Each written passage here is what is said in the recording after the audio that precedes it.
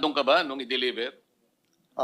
Kami po kasi yung nagdala doon sa Delta Gate, sir. At si Sergeant Tubay po ang kasama ni Boss Saldi na pumunta doon sa Ilocos. Kasama niyo si Congressman Saldico nung mag-deliver kayo?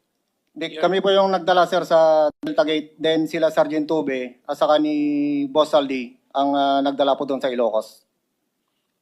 Mr. Chair, saan sa Ilocos? Your Honor, ako po si Belnard Tube. Ah, Sa Paway kayo yung po, Your magkasama, Honor. yung dalawa kayo, pumuntang Ilocos? Yes May po. mga retrato pa ng eroplano? Yung nag-receive lang po kung sino po doon sa Paway po nag-receive po.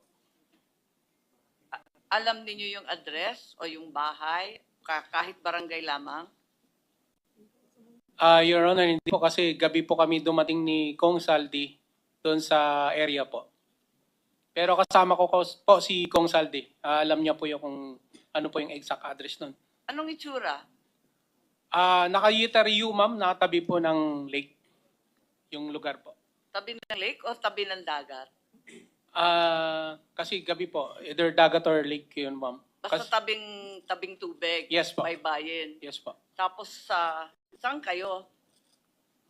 Doon ma'am sa letter U na bahay ma'am kasi nakikita ko po yung mga picture nung ni dating president po na si Marcos din po. May picture din po sila ng family din po.